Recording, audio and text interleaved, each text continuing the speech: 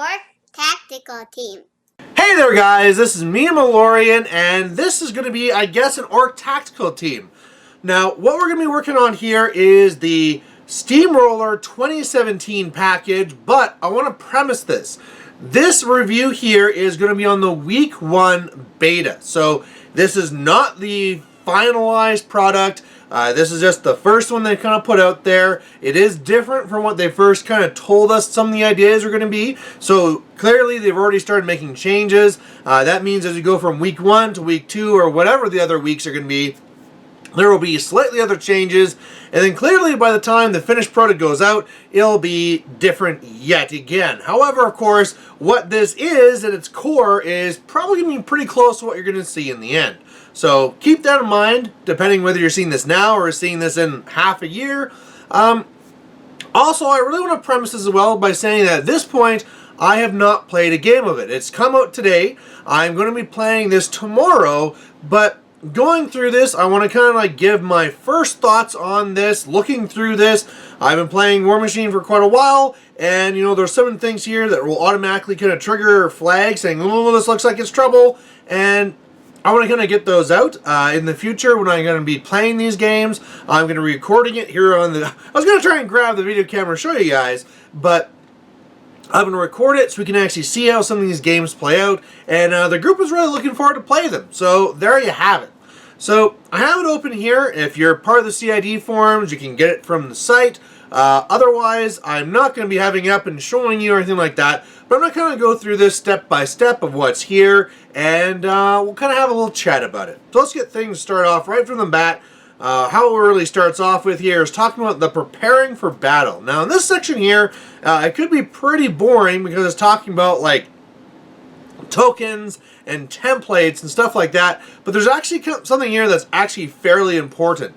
Now, there's something here about proxy bases and about how, of course, you should be having them here and then trying to replace them as soon as possible, stuff like that, right? Nothing really huge, but then we get to measurement markers. Now, this is being termed as anything you place down, whether it's a base, a token, whatever, that shows a measurement. So if I go and say this is this far, and I place something down, that is a measurement marker. Now here's the thing, guys. According to this one here, it says you should only be putting down one measurement marker at any one time. Now, when I first read this, I'd heard about this rumor before, and what I thought this was all about was an idea that Privateer Press does not want to have a cluttered and confusing board state. So usually this is no issue, right? If people are trying to measure something, they might mark it off here. They might have a couple things, they mark a few things. But let's look to the extreme, where you could be saying, okay, this model's going to move here, base. Model's going to move there, base. Model here, base. This one's actually going to go here and then reposition, so mark, and all these things. And eventually, well, it gets really confusing. There's bases all over the place. You know, like what base was for what model, what order are these things going in, and it can become a real huge mess. So my thought when this first came out was that Privateer Press was doing this such that it would not have these crazy board states where you have these tokens all over and these measurement markers and which is for which, and just trying to remove that complexity. Well, there has been some clarifications already that that might not be 100% of their intention. Now, apparently they're also going to be releasing a dev notes, which is going to be explaining their case, but part of it too was kind of saying that for pre-measurement, what they wanted or what they intended was to say, hey, can this model move this far? Okay, let's put down a proxy base. What was not intended, and this is from their definition, was the idea that if this model attacked here, would it be in Butcher's range if he feeded and moved here? So we're needing to have a proxy for Butcher, where Butcher's going to go, and then a proxy for where that model's going to go that's not Butcher, and then from those two you'd be measuring to see if it's in range.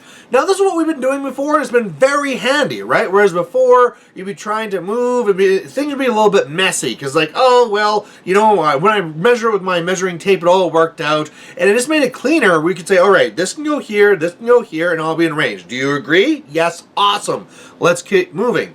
Now, given their explanation, perhaps what they mean then is that they don't want all this certainty. Remember, even though now it's commonplace, from the previous package of the rules, the Mark II, you cannot pre-measure. Things were unknown. You could try and work out some math in your head and try and measure what you can, but there's a lot of unknowns. Possibly what this is coming from, and again I haven't seen their dev notes, is that they are wanting this to be a unknown. Sure, I can measure this can go here, and I can measure this can go there, and I can kind of eyeball this to kind of see if it works, but I don't have 100% of the information. Now, if that's their case, I feel that it's nothing that's going to really add anything to the game. I feel this is a real concern. I feel it doesn't add anything, right? Because if a person really wants to know that will these things be in range, well, you can kind of like, okay, I measure to this, put down my thumb, and then measure. I mean, people can kind of like measure it anyway, so you're not really doing anything except for making the game more awkward. So I'm really hoping, if I was to point out, number one, something I want to change in this package, it'd be this here, and instead of saying that you only have one measurement marker on the board at a time, it should be something more directed at the board state should never be such that there is, that it's not clear to both players what the current board state is, right? So it's really clear that these markers are all here. This is for that model. This is for that model. This is not moved yet. You know, this is just a planning. And something that's wordage around that. Because if there's any other words around, oh, well, we're doing this to try and speed things up or to add uncertainty, well, that's just not really going to work. It's not going to speed things up because people are just going to have to measure more as they now don't have models down on the board there, and at the same time it's not really adding uncertainty because people will still be getting that certainty as they just have to remeasure things over and over again. So I know we're just in the first little bit here and this is a big deal, but this is to me a big deal. Past this we get to things like army lists, and here's something else I found interesting right away, and this is something that says a baseline Steamroller event requires a player to bring one army list with a second list being optional. So right away spelling out you don't need to bring both. Each list a player brings must be played at least once during an event. So it's really saying that whereas Divide and Conquer was a variant before, now Divide and Conquer is just the way it is. You can bring one list, you can bring two, but if you bring whatever number, you have to play each list once. I'm not for or against this, really. You know, I think maybe part of me is already starting to feel that a Divide and Conquer type thing is not needed. But hey, it's here, and I don't think it's a really negative thing. I'm willing to give it a try. We've been doing lots of Divide and Conquer anyway. I don't see this as a big deal. Otherwise, there's how you actually make your list. Nothing changes there. There's the whole idea of modeling and painting, and it talks about all the different exclusive models. Nothing changing there. The model conversions, I didn't actually look into this one too closely, but again, this is nothing that I feel is really core to the rules. I mean, it clearly is, but it's something more so if you're a person who converts, make sure you follow these rules, and always, the golden rule is check with the TO first. Alright, going down here is talking about sportsmanship. It's talking about the number of rounds you're supposed to be having, how pairings are going, subsequent pairings, buys, all the usual stuff, and nothing that I saw anyway changed in there. Now we're getting to the actual scenario selection, and the biggest thing here is now there's only 6 scenarios as opposed to any other number, and I think that's a good idea. You know, for me as a TO trying to roll these things, I always had to keep like a DH or something in my bag. 6 is just more logical, right? The scenarios as they are, let's be honest, are not varied enough that it makes that much of a big difference. Most of them get across the same general purpose going across, and so having 6 rather than 8 just makes it easier for everyone. Now, After this, we get to terrain. Now, terrain changed a little bit, but not really. It's the same type of thing where we have unrestricted terrain and restricted terrain. One of the things that they did actually put here is that anything that kind of like randomly goes away, like their fog and stuff like that, shouldn't be used for steamrollers. I actually can't remember if that was in the last one, but it says it here. Otherwise, the things that you have to do is pretty close to the same as before. You can't place any terrain within 6 inches of any table edge. Any of the unrestricted terrain can't be placed within 2 inches of any other terrain, except for trenches. They let that one go. And then restricted terrain cannot be placed within deployment zones or within 5 inches of any other restricted terrain, just to make sure things can move around. Now, they also have a little thing here, too, to make sure they don't, like, surround a flag such that you can't actually get something to it, but, you know, that's something easy. Now, what people are more concerned about when it comes to terrain is the whole idea that they have this terrain setup. Now, they have down here different methods that you can be doing this. There's this cluster method, there's the quadrant method, there's a scatter method. The big thing that you need to understand from this is that it says should all the way through here. So I'm an auditor and I look for these things whenever I have requirements and it says must, or if there's something else that says should, that's a very big difference here. So as a tournament organizer, it suggests here, it's recommended I should have 6 to 8, and it's recommended that I use one of these various ways of doing this, either the cluster, the quadrant, or the scatter. There is no must. All the must are things I've already said before. Not within 6 inches of the board edge, not within 5 inches of other restricted terrain, that stuff. So if people are worried that, like, you have to set up your terrain this way, that's not the way this is. I like this. This is more saying, hey, here are some really good ways of you doing some terrain that we highly recommend. And this is great. I'm sure some people might see that this is then kind of a waste, because if it's not something you have to do, why is it in the rules? Why can't this be a separate document? But hey, this is talking about how to run a tournament, really, and this is a great spot for this recommendation. So even though this is not hard and fast rules, which again, people who are worried about that, now you shouldn't, this is a really great thing for TOs to use, because there's some TOs out there that are good at placing terrain and some TOs that aren't. And so this is a good way to kind of help balance this and make sure everyone understands the different methods that an experienced tournament organizer might put the terrain going down. But because it's not must, I'm not going to be really forcing things onto you guys to be looking at this here. Otherwise, it's talking about how you're going to be starting the game and the recording, and there's final standings by strength of schedule, talking about prizes, and then we start getting to things like deployment and the scenario elements. Now, this is where we get kind of interesting here. All the things like how you can test and stuff like that and control, for the most part, are just like before. If you have anyone who is, where's the actual list here? If you are either a warcaster, a warlock, inert warjack, a wild war beast, or a model that's out of formation, you can't contest. You can contest if you're immobile, you can contest if you're ethereal. It's just like before. You can test a flag by being within 4 inches. There you go. All these things still contest. So there's some people who are worried that, and we're going to get into this, that whereas only certain things can control certain stuff, maybe only certain things can contest certain stuff, that's not the way this works. You don't need to worry about that. So what can actually control different things? Well, first of all, your warlock, warcaster can control whatever. It doesn't matter what it is, a flag, a circular zone, a rectangular zone, they can control any of those. So, awesome. Otherwise, if we're talking about the rectangular zone, the rectangular zones can only be controlled by your caster, by a jack, a beast, monstrosity, or a battle engine. So those are the only ones that can control those. The circular ones can only be controlled by your caster, a unit, or a solo. They really don't even break it up that part. They say it's by a warrior model. So it's really kind of broken down even to that point, so there's no messiness of all the different things that could be there. And of course then flags are just for the caster.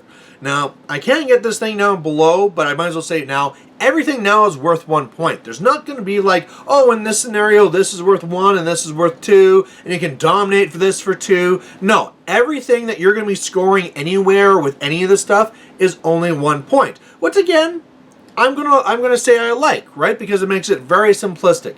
If anything I'm gonna say about that is that they might as well state it here as opposed to in the scenarios restating it. And then that way it just kind of saves some room, but that's a minor detail, nothing really important. Something that is a little bit more important is the kill box. Every single scenario now has kill box, but it's been reduced to 10 inches. And I was wondering whether that completely word was going to be in there, because that's really important.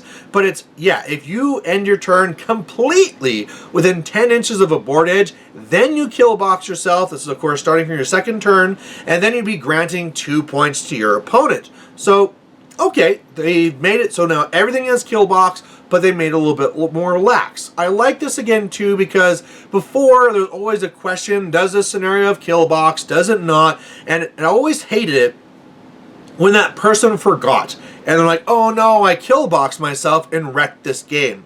I mean, I always felt good, like, hooray, you gave me a win, but at the same time, it's like, oh, this doesn't feel like it should be part of the game. So I like the fact that it's like, kill box is just everything now, deal with it. And that's, I'm liking all that stuff there. Otherwise, going down there, they're talking about tie breaks, and now we're getting to the objectives, and they've changed them a bit. First of all, if you're wondering if they changed them, where they have like different armor and stuff like that, no, they still kept it the same. So everything is defense 5, armor 18, 15 boxes, that's all the same. They also simplified them again by saying that everything just has one ability. Whereas before, you're like, okay, there's like that good ability and then like that kind of extra ability.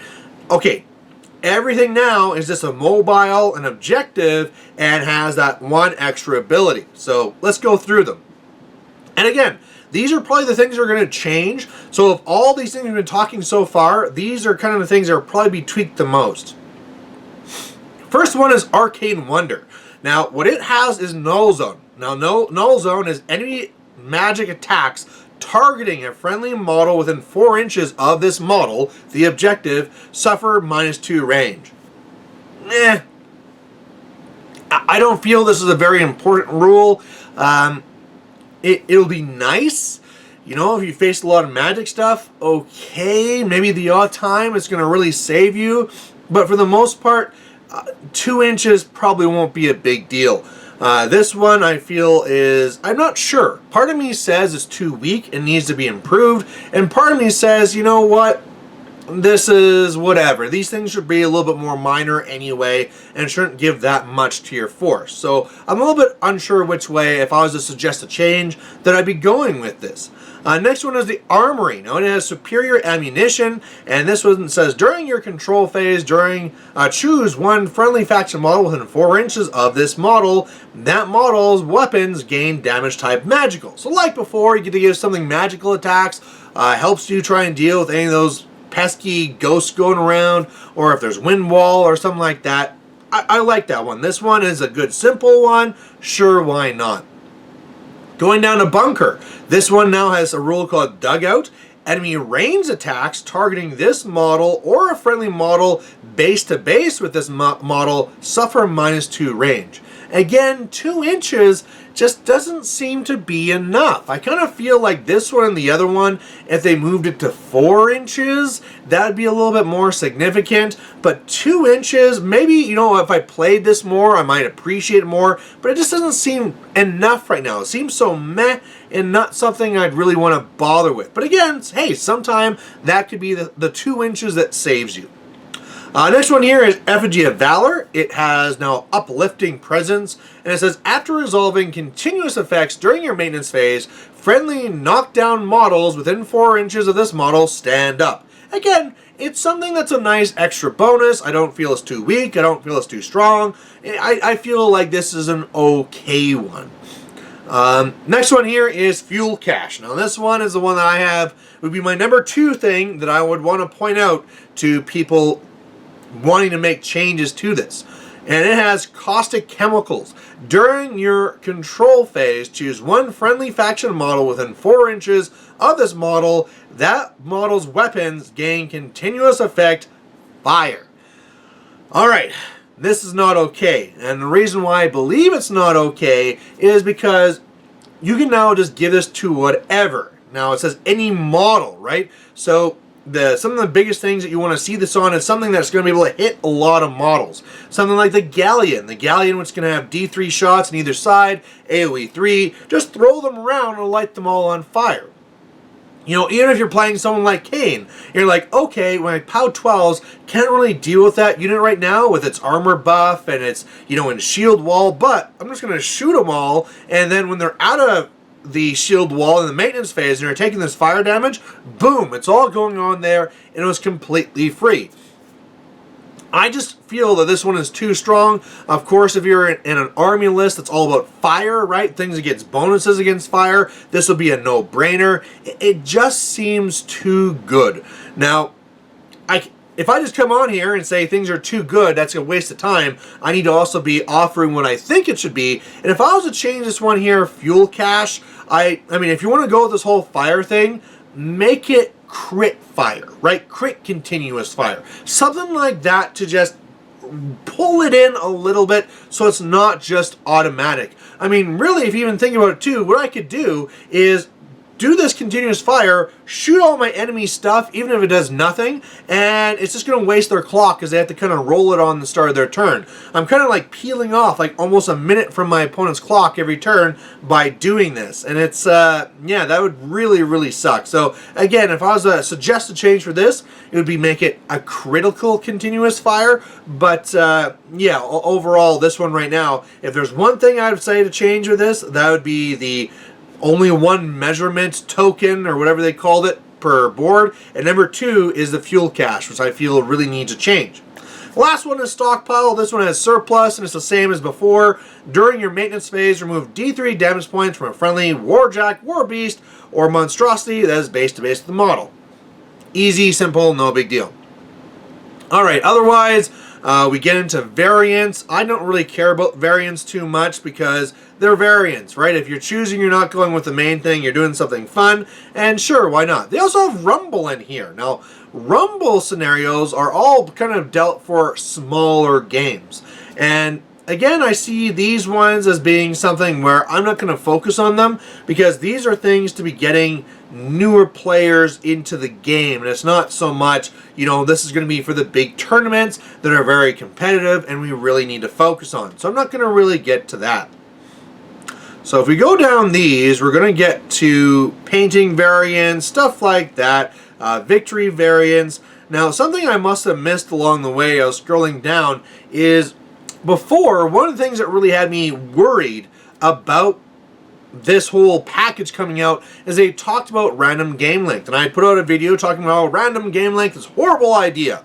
Well, luckily it seemed like somebody was listening because they got rid of random game length. What they did in place is they put in a set game length. So the idea is where like it cuts off at 7, that's in here. So that's going to be it. You're going to have a marker now counting up the turns so you know when you're going to be ending. But at least the idea where it's like 50-50, is it going to end here? That's all gone. And the question about whether that set game length is good or bad, I think part of me wants to say that it's a waste of time because, I mean, you're just now forcing people to count their turns, but what it can be a problem with is when people are trying to nickel and dime away at death clock. Now, this is something I do, so this is now me admitting this is something I can do, is stall the game and be like, okay, I'm just going to do this, back to you, and now this at least has something where I can't just do this forever, nickel and dime, and let my opponent's clock go out. They just need to survive to that stop time, and then that's it. And the thing is, like, when's the game you've had go to 7 turns? It almost never happens. Death clock is going to happen way more frequently than this. So the good part of this rule is the fact where it stops that nickel and diming for death clock. The bad part of the rule is that it's going to be, now you're going to keep track of your turns, and overall, I say, sure, why not? You know, if we want to try it for this year and then maybe suggest we change it for next year, it's not going to bother me now as is. The random game length, oh boy, I wasn't a fan of, but this idea of a set game length, I can accept and be like, okay, I kind of see what you're doing, and if nothing else, it's worth doing for a year. All right, let's get into the actual scenarios now. So again, as I talk about this, everything is kill box. Everything is going to be having 1 point for all these different pieces. And now, in order to win, it's not the first to 5. It's the first person to have 6 more control points than their opponent. So if I have 1,000 control points, I might not win if you have 998 or something like that, right? So that's another big change. Now again, with me trying to be fair with this, even though I'm a scenario player, I'm going to try and keep this as an open mind and try and look at this as a seasoned player and try and look at it as more of a gamer type of hat rather than my scenario player hat. Although I'm sure it's going to break through a little bit. So the first one is called the Pit 2, and basically this one here is going to have a big old circle in the center. There's going to be a rectangle on either side of it, so right there across the center. And then each one has an objective as well. So each player to the right, that's where their friendly one's going to be. Things might be reversed when you're watching this, I'm not really sure. Now, what I kind of liked when I'm going to go through these, you're going to kind of see this, is there's a lot of opportunities to score. Now keep in mind that center circle, that's going to be just for the casters and warrior models. Those things on the outside, the rectangles, those will be for jacks. But the whole fact of this is that if you had a perfect turn, you could get 4 control points in one turn. Probably won't happen, but whereas before, I was really worried about the scenario game is dead, the scenario game is dead. Now that I'm seeing all the ways that you could possibly score, I'm starting to feel like it's not as bad. I mean, probably this will be one of these scenarios where you're going to shift towards your own objective, and then you're going to be scoring almost defensively on your own rectangle while you're trying to go the other way. But yeah, you know, this scenario here, as far as its design, seems very interesting and different, and should set up so that everybody has to go to the center, and there's lots of different ways to score. So I'm a fan of this scenario here. No problems with it whatsoever. And of course, when it comes to these, the only thing that's going to be changing in these scenarios is like, okay, this objective has to move 2 inches this way or 2 inches that way. And the way that they're set up right now is the objectives contest the rectangle zones, which I think you kind of need anyway. I mean, maybe you could change it so it's contesting the circle, but whatever. Alright, so the next one is called Standoff. This one is going to have a large circle on either side. It's going to have a rectangle on then each person's, like, defensively, which will be 15 inches up. So a little bit up, but you're going to get there running in your first turn type thing. And then there's going to be an objective in the middle of each of these. So in this one, you could actually score 5 points, because you can score in all 4 of those zones and destroy an objective in one turn. So again, to do this, you'd have to like control the entire board, but the fact of the matter is that you can score lots of points. So again, one of the things I'm enjoying seeing this is even though like Dominate for 2 is out, there's lots of ways you can be scoring lots of points. Now, what you're going to be seeing here is kind of like a trading thing, where both people, either with their caster or a jack, are going to be scoring defensively back on their own zone. And by doing that, it'll be like each turn, ding, ding, ding. And so it's going to be more important for a model to run through to contest. And that's going to be interesting, because normally that would be like an end game type thing that we saw when both players are at 5 or more, and you need to get that thing when you pull ahead, you'd run one model across. Now the whole game is going to be worth running somebody there. So this is very, very interesting. By the way, I think I mentioned they also got rid of the requirement that a warrior unit would have to be above 50%, so that's really good too. There's no like attrition it down to 4 guys out of 10 and then they can't do it.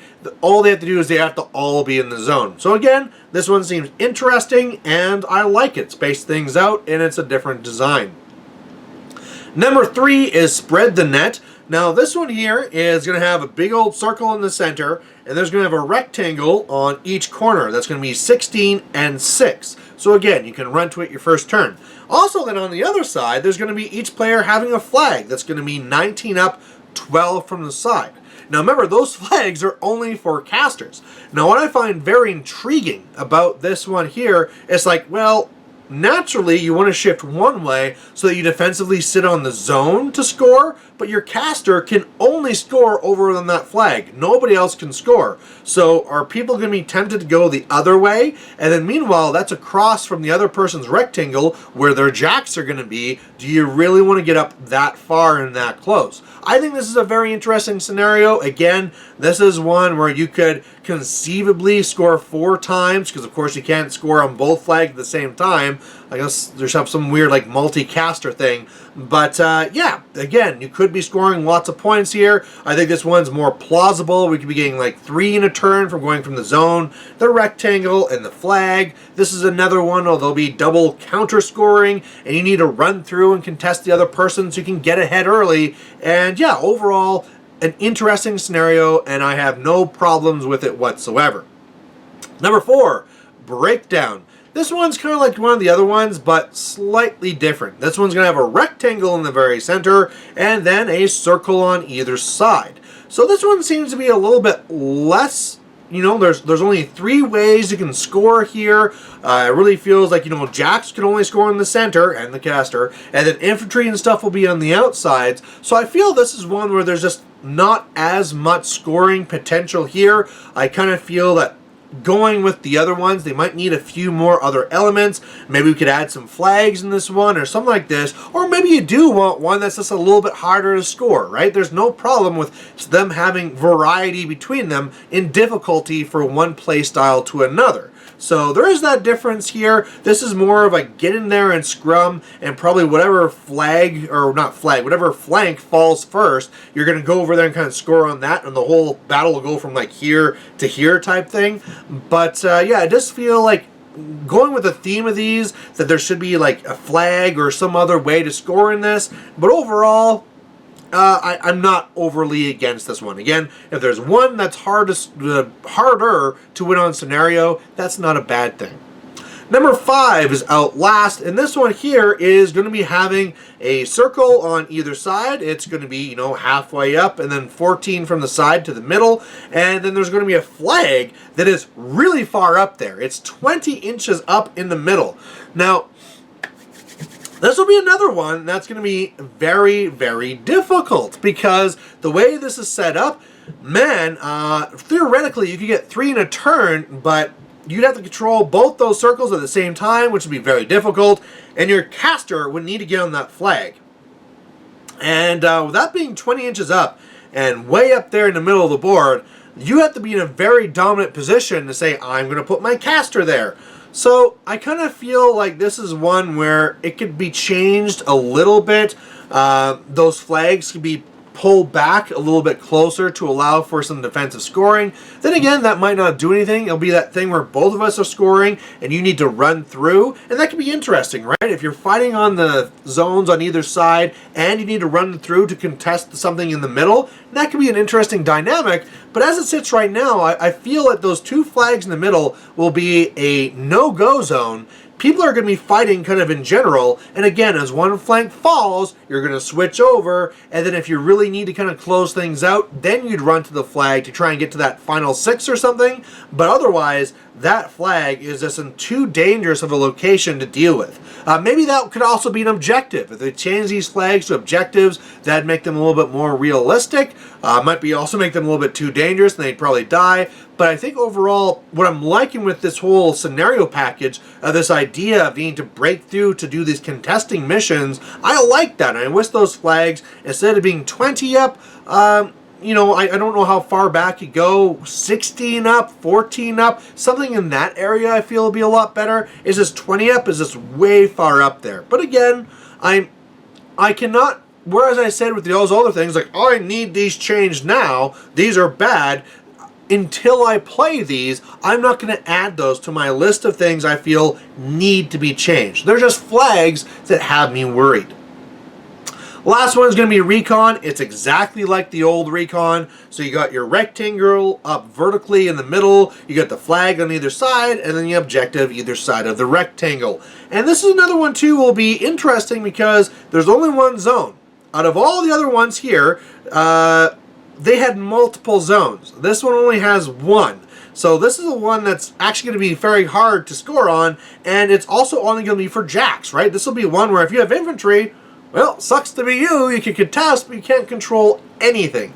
So that was a little bit interesting. I mean, there is the one that's the double circles that you could say the same thing about that, but at least there's multiples of them. This one is going to be like, wow, there's only that, and as well, again, those flags, because they can only be done by the casters. You know, we've already seen that in Steamroller 2016, that casters didn't score on those flags until later in the game. You know, you fight over the center, you clear the center, and when one of the flanks start falling through, you shift over and you start scoring on that flag. So that's what this one's going to kind of be like for this one here. I'm not sure what else you could add to make this one a little bit more, you know, dynamic and interesting. Right now it's really kind of like super focused on the center. But again, you know, that's maybe not a bad thing, right? Having a little bit of diversity in this, where some the games are really going to say, okay, you really have to spread out, and this one here is, all right, let's go and super fight in the center. That's not necessarily a bad thing either. So it's something where currently, again, I have a little bit of a flag, but until I play it through multiple times, I can't really say. So in general, that's everything. That's everything that's here, and if you're going to look at this, if it turns out Pagani or Hungerford listen to this, and what does Malorian feel at the beginning, it could be a real issue. The two things would be that only one measurement marker. I feel that is a real concern that's going to be taking away from the game rather than giving anything. I'm really looking forward to seeing your dev notes to understand what they're trying to do with this, but for me right now, this just seems like a complete step backwards that's just going to add more frustration than any real benefit to the game. And then the number two thing is, of course, that fuel objective that we've been looking from the other objectives. That one is just currently too powerful and gives too much. And if you just make it so it does crit fire, that would still be something that's significant, but not overly significant. So there you go, guys. Of course, I'm going to be doing more reviews of these going forward. I don't know if I'll be doing a video for each week going through. This first one I felt was really, really important. When we get the final one, I want to do that too. I'm going to be recording games, and we're going to be looking at them as we go through. But yeah, this is important, guys, whereas other things might be like, oh, it doesn't affect me. This will be affecting you for an entire year, so it's really important. Make sure you get out there and try it. If you are not registered on the CID form, make sure you pass it on to somebody who is for your feedback. And otherwise, why not sign up? It's free. Get in there, get in the conversation, and let's make sure this is something we're going to enjoy for a year. So there you go, guys. Any other comments, you can put them down below, but otherwise, we'll catch you later. Bye.